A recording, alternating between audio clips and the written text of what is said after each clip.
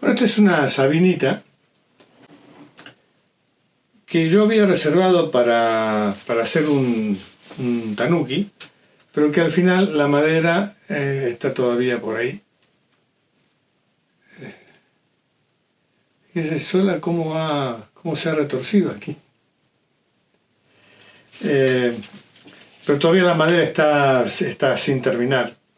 Porque realmente vi que en la gente que sigue a la escuela no interesaba demasiado el tema de los tanuki, quizás porque ya esté muy tocado o le hayamos dado un enfoque un tanto complejo, ¿no? Pero realmente es complejo, no es que me lo haya inventado yo. Para hacer un buen tanuki es tan difícil como hacer un bonsai, o quizás más porque hay que saber también parte de ebanistería y parte de artes plásticas, además de saber de bonsai y saber de árboles.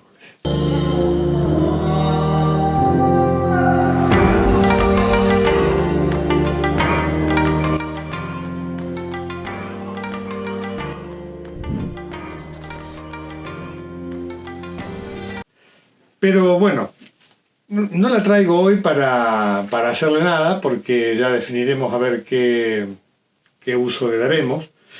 Como árbol individual tiene un tronco relativamente muy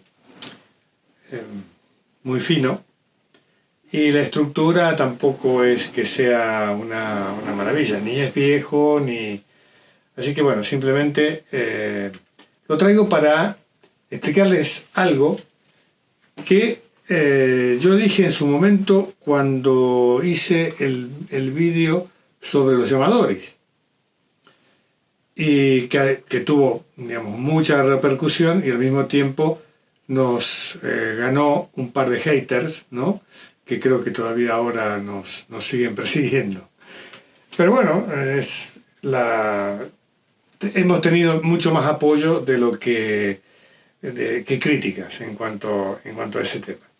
Y yo en su momento lo que dije fue que muchas veces cuando quitamos un árbol de la naturaleza, o nos sacamos un árbol de la naturaleza para hacerlo bonsai, parece que el árbol va a vivir y después resulta que se muere, y que muchos inescrupulosos aprovechan eso de que el árbol sigue verde durante mucho tiempo para comercializarlo, y después se te muere y dices, lo siento, pero hace 3 meses que lo compraste, o 4 meses. Y yo dije algo que me lo rebatió alguna gente, y resulta que ahora acabo de leer hace unos minutos un trabajo científico de gente que está trabajando en la parte de esto no sé mucho, en la parte de genomas de los árboles, y analizando la estructura y comportamiento de los árboles con el cambio climático, con la sequía. Bien. Y la conclusión a la que llegaron, que es una conclusión que ya se había adelantado a finales del siglo XX, es que los árboles no solo absorben agua a través de las raíces. ¿Y se acuerdan que hace unos vídeos atrás yo les comenté de que en nuestro clima hay veces que la humedad es tan alta que la tierra no se seca? Por lo tanto, no hay que regar. Y uno dice, con 35 grados o 37 grados de sensación térmica y la tierra no se seca, ¿qué es lo que pasa? Pues bien, esto es lo que pasa. Se ha demostrado que los árboles no solamente absorben el agua por las raíces, sino que también la absorben por las hojas. Por eso traje esta sabina, porque aquí en la zona en la que vivo yo hay un sabinar que se llama el sabinar de la Marquesa. Toda esta vertiente del Mediterráneo, prácticamente desde el sur de Barcelona y hasta casi entrando más allá de Cambrils o más al sur, era una zona que estaba poblada por una sabina, por sabinas rastreras, que nacen a la orilla del mar. Lo mismo sucede en las Baleares, ¿no? En Baleares hay una especie que es endémica de Baleares, y aquí esta es una sabina que era endémica de aquí.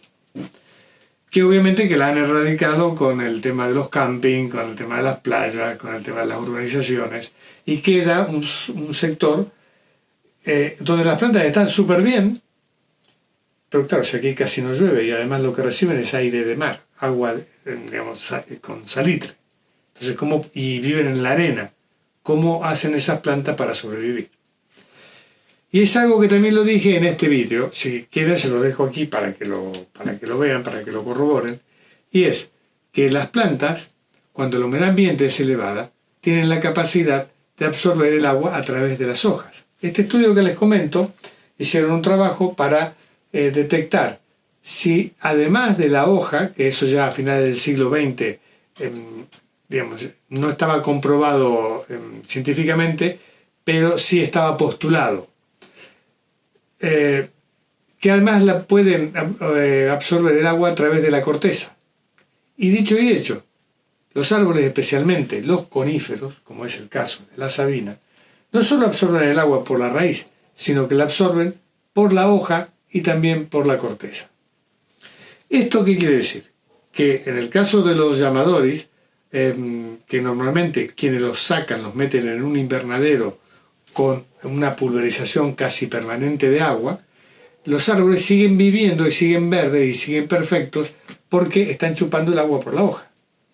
Pero eso implica de que si los han sacado mal, si los han quitado mal o fuera de época o no con los recaudos que deberían tomarse, no está echando raíces. El árbol está viviendo por lo que absorbe por la hoja y por la corteza. Eso es un elemento también a tener en cuenta en el momento en que regamos. Volvemos al tema de mojar la hoja. Si yo vivo volvemos otra vez a nombrar a Madrid, o a Castilla, o a Extremadura, donde las humedades ambientes son muy bajas, yo además de regar la tierra para que el agua la absorban las raíces, necesito humidificar el follaje y la corteza porque el árbol también va a tomar el agua de ahí. Y esta agua que absorbe por la hoja es mucho más fácil que la que absorbe por las raíces. Y vamos a intentar hacer una explicación que sea más o menos coherente. Yo tengo un árbol de maceta. La maceta, cuando le pega el sol, se calienta. Por más que sea barro, por más que sea cerámica. La maceta toma temperatura. Por lo tanto, la humedad que hay en las partículas de tierra también se calienta, toma temperatura. El árbol además tiene que evaporar humedad a través de las hojas. No puede absorber un agua a 70 grados de temperatura o a 60, o a 50, o a 40. Necesita irla refrigerando a medida que va subiendo por el tronco a través de irla evaporando. Entonces el agua restante se refrigera. Y todo el árbol se refresca cuando se evapora. En cambio, cuando absorbe agua por la hoja, esa agua es fresca. Quiere decir que inmediatamente revitaliza al árbol, mientras el árbol refrigera el agua que está tomando por las raíces.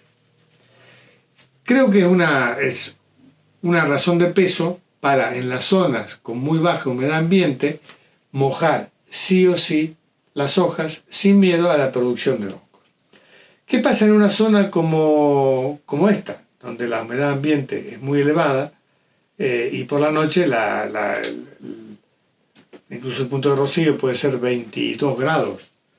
Es decir, que el rocío cae bastante porque hay mucha humedad saturando el aire. Pues pasa precisamente de que los árboles por la noche, aunque no los reguemos en la tierra, están chupando el agua por aquí. Y por lo tanto, lo que hacemos es, si vemos que cambia el viento y el viento se vuelve seco, esta parte comienza a deshidratarse porque el agua que chupa la evapora mucho más rápido para mantener la humedad ambiente alrededor de la copa. Y por lo tanto va a necesitar más agua en el sustrato y va a necesitar humidificar toda la hoja. Cuando el clima es de agobio, como puede ser el de hoy, como fue el de ayer, donde nosotros nos sentimos ahogados porque la humedad ambiente es muy elevada y la sensación térmica, aunque la temperatura no sea alta, es muy alta, los árboles dejan de chupar por la tierra, que está muy caliente y el agua está muy caliente, y se dedican a absorber la humedad del ambiente a través de las hojas y a través de la corteza. Esa es la razón por la cual, aunque tengamos muchas veces meses de sequía aquí en el Mediterráneo, ves las sabinas y están perfectas. ¿Cómo puede ser? Es precisamente porque, aunque estén plantadas en arena, la humedad que viene del mar les proporciona el agua que necesitan para seguir desarrollándose. Así que al señorito que dijo, usted es un ignorante porque los árboles no absorben el agua por la hoja, vaya a los estudios científicos y léalos. Y para ustedes que siempre nos apoyan en nuestro trabajo, el mayor de los agradecimientos y el mayor de los agradecimientos para el apoyo de ese vídeo, que es un vídeo controvertido, pero que no pretendió más que decir la verdad. Muy bien, espero que esta explicación les sirva para saber cuándo mojar la hoja y cuándo no, y a saber cuando van por el bosque cómo puede ser que las tantas especies de árboles sobrevivan con varios meses de sequía. Y una última reflexión, porque estos días he visto que en la montaña hay muchas plantas que están en un estado muy malo debido a la falta de lluvia. Y algo que no se me había ocurrido y se me acaba de ocurrir ahora. Las que peor están son aquellas que están bajo la sombra de otros árboles, cuando debería ser al revés. ¿Por qué? Porque la sombra las protege, pero resulta que a la sombra de árboles más grandes no reciben ni siquiera el rocío. Por lo tanto, la humedad que son capaces de absorber a través de la hoja, al no tener humedad en las raíces, es muchísimo menor. Bien, como siempre les agradezco que estén ahí y nos vemos en la próxima. Hasta la próxima, sean felices.